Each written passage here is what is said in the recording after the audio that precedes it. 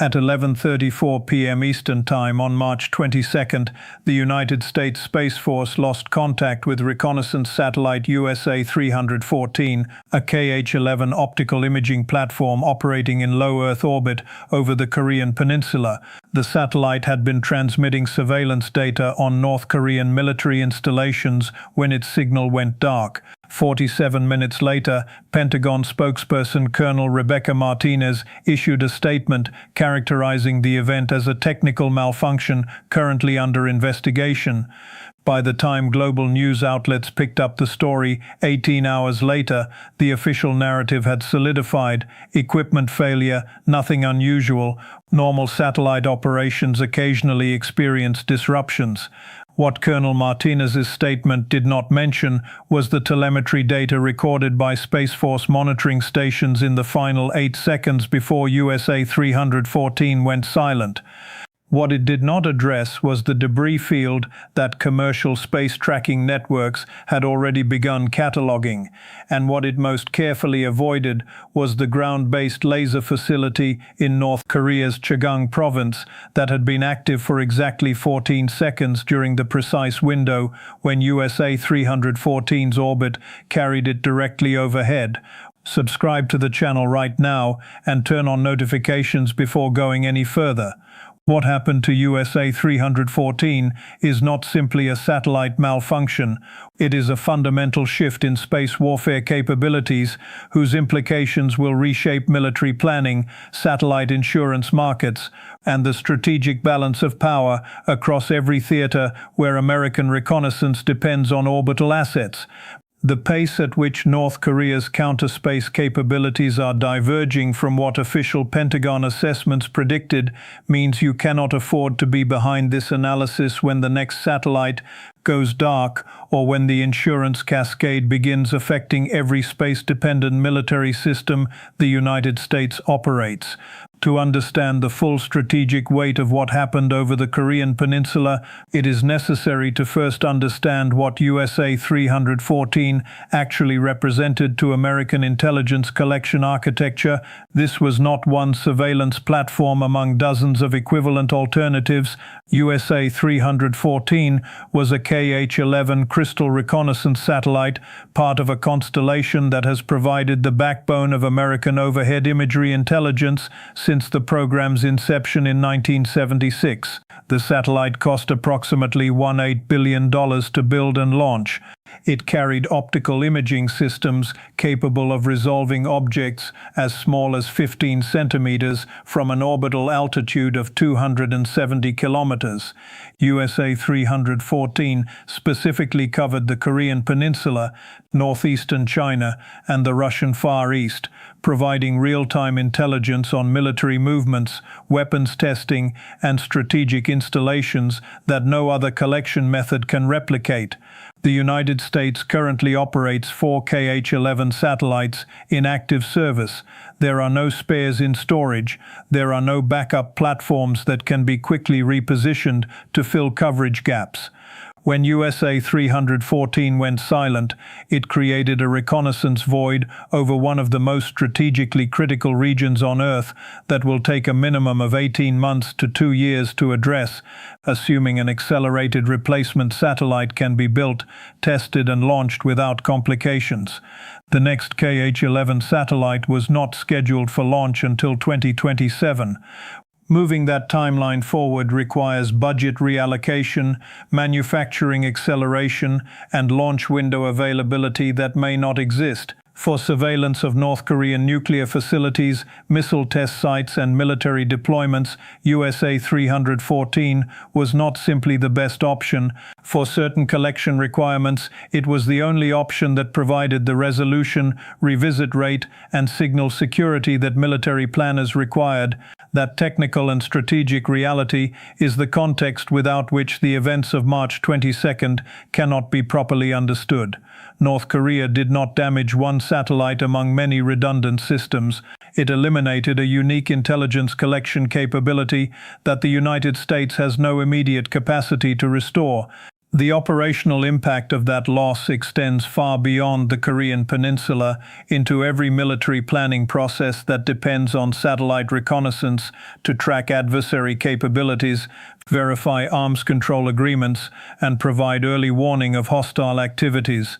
Now to the technical sequence that Pentagon statements have characterized as equipment malfunction. According to telemetry data obtained by commercial space monitoring services and reviewed by independent aerospace analysts, USA 314's final transmission included what satellite engineers describe as a catastrophic thermal event signature. The satellite's internal temperature, which normally operates at 22 degrees Celsius with variations of no more than 3 degrees, spiked to over 380 degrees Celsius in less than 2 seconds. That temperature increase was not gradual degradation, suggesting mechanical failure. It was instantaneous thermal shock, consistent with external energy input overwhelming the satellite's thermal management systems. The debris field tells the rest of the story. Within 6 hours of USA 314 going silent, commercial space tracking networks operated by companies including Leo Labs and Exo Analytic Solutions had catalogued 247 debris objects in orbits consistent with a fragmentation event at USA 314's last known position. The debris velocities, measured through Doppler shift analysis, showed dispersal patterns consistent with internal pressure rupture rather than collision with another object or micrometeorite impact. Independent orbital mechanics analysis by researchers at the Aerospace Corporation confirmed that no tracked objects were in proximity to USA 314 at the time of the event, eliminating collision as a plausible explanation. That brings the analysis to the ground-based laser facility in North Korea's Chagang province, approximately 180 kilometers north of Pyongyang. Commercial satellite imagery from Planet Labs, captured 4 hours before USA 314's loss, showed the facility with its protective roof panels in the retracted position, a configuration observed only during active operations. The facility houses what Western intelligence analysts have designated the Taedong-4 anti-satellite laser system, a ground-based directed energy weapon that North Korea has been developing since at least 2019, based on technology and expertise imported from Russia and China. The Taedong-4 system uses a chemical oxygen iodine laser, or COIL, generating an estimated output power between 1, 2 and 1.8 megawatts in the infrared spectrum. That power level, focused through adaptive optics that compensate for atmospheric distortion, can deliver between 400 and 600 watts per square centimeter to a satellite's surface at low Earth orbit altitudes. When directed at the optical sensors of a reconnaissance satellite, that energy density causes immediate and catastrophic damage to the imaging systems.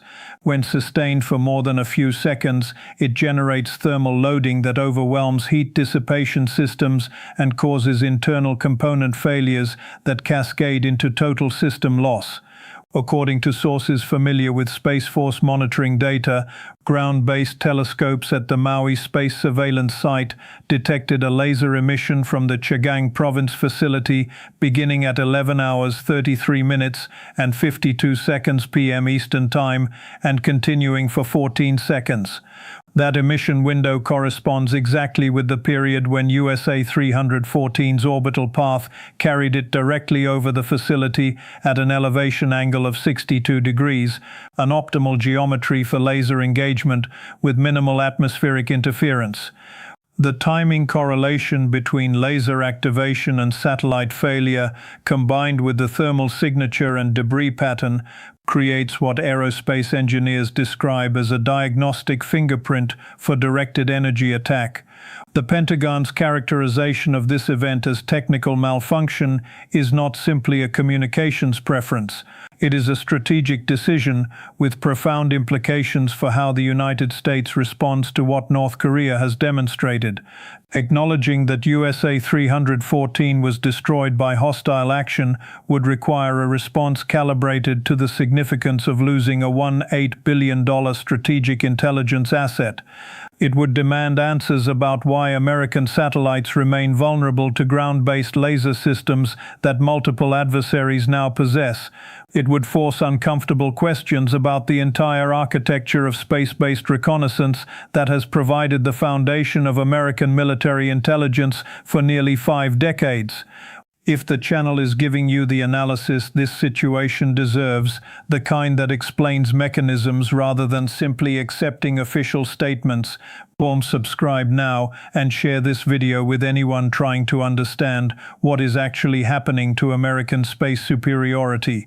When the next satellite experiences a technical malfunction, when the insurance markets begin pricing space warfare risk into premiums, when military planners start making decisions based on reconnaissance gaps rather than comprehensive coverage, the analysis will be here. The economic consequences of what North Korea demonstrated extend far beyond the immediate cost of replacing USA 314. The satellite insurance market, which underwrites approximately $28 billion in orbital assets globally, operates on actuarial assumptions that include micrometeorite damage and equipment failure, but have not priced in systematic anti-satellite warfare capabilities deployed by multiple state actors. When insurance underwriters at Lloyd's of London, Munich Re, and other major providers analyze the USA 314 event, they will recalculate the risk premiums for all satellites operating in low Earth orbit over regions where ground-based laser systems are known or suspected to exist. Current satellite insurance premiums average between 6 and 11% of satellite value annually for comprehensive coverage including launch failure, on-orbit anomalies, and total loss. Those rates were calculated when total loss events occurred at a frequency of approximately 2 to 3% per year across the global satellite fleet, primarily due to equipment failures and launch accidents. If North Korea's capability represents a repeatable threat rather than an isolated demonstration, and if similar systems operated by China, Russia, and potentially Iran are factored into risk assessment, the actuarial mathematics changes fundamentally. Insurance premiums for reconnaissance satellites operating over contested regions could increase to 18 to 25% of satellite value, adding hundreds of millions of dollars to the annual operating costs of American intelligence collection systems. The cascade effects reach into commercial space operations that military systems increasingly depend upon. The United States military uses commercial satellite communications for approximately 80% of its bandwidth requirements. Those commercial operators purchase insurance based on risk models that now must account for anti-satellite weapons as operational threats rather than theoretical possibilities. When Intelsat, SES, Eutelsat, and other major satellite operators renew their insurance policies, they will face premium increases that get passed through to their government and military customers in the form of higher service rates.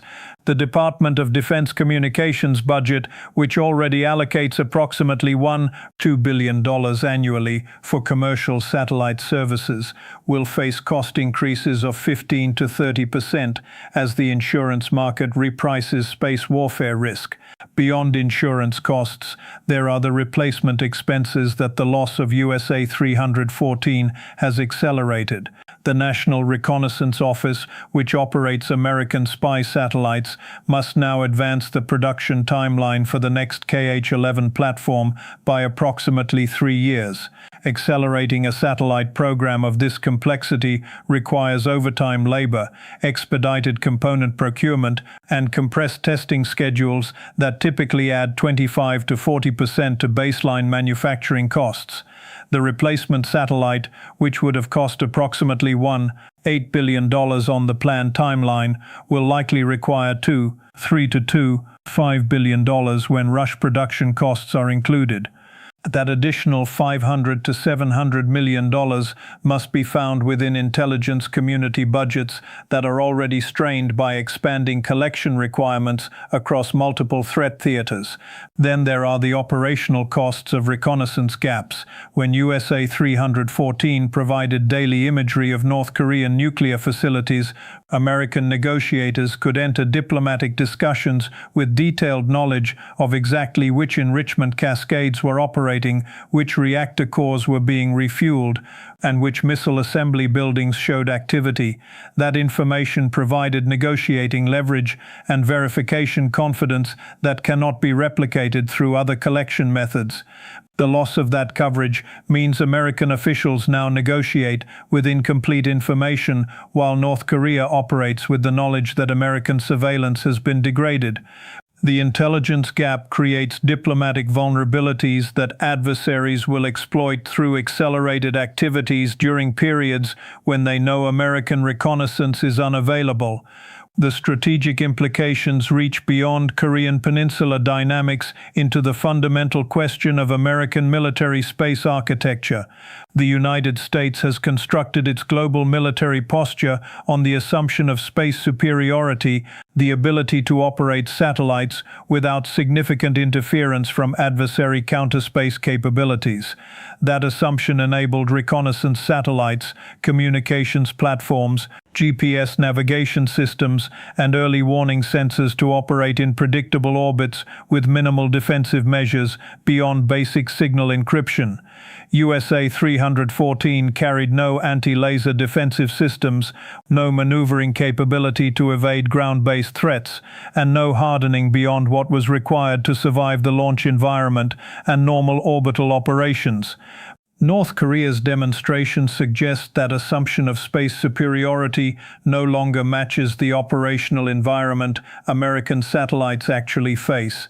If ground-based lasers can engage and destroy reconnaissance satellites, then every KH-11 platform, every signals intelligence satellite, every communications relay becomes a potential target for adversaries with similar capabilities. China operates at least 3 known anti-satellite laser facilities with capabilities equal to or exceeding North Korea's Taedong-4 system. Russia operates the Peresvet laser system, which has been deployed to multiple locations and demonstrated engagement capabilities against satellites in low Earth orbit. Iran has invested heavily in directed energy weapons development with technical assistance from both North Korea and Russia. The United States now faces a strategic choice between 3 fundamentally different responses to what has been demonstrated. The first option is satellite hardening, developing new reconnaissance platforms with laser-resistant sensors, enhanced thermal management, and defensive maneuvering capabilities. That approach requires redesigning satellites from baseline specifications, a process that would add $800 million to $2 billion to the cost of each new reconnaissance platform and increase mass to the point where current launch vehicles might be inadequate. The development timeline for hardened next-generation satellites extends 7 to 10 years from initial design to operational deployment. The second option is proliferation, building and launching larger numbers of smaller, less expensive satellites that can provide redundant coverage so that the loss of any individual platform does not create critical intelligence gaps. This is the architecture that commercial satellite operators like SpaceX's Starlink have demonstrated for communication services. Applied to reconnaissance satellites, it would require constellations of perhaps 30 to 50 imaging satellites instead of 4 KH-11 platforms, with total program costs potentially exceeding $40 billion and ongoing replacement requirements as satellites are targeted and destroyed. The political willingness to sustain that level of spending for space reconnaissance systems that adversaries can attack at will remains unproven. The third option is offensive counter-space operations, developing American capabilities to threaten adversary satellites and ground-based laser facilities in ways that create deterrence through mutual vulnerability.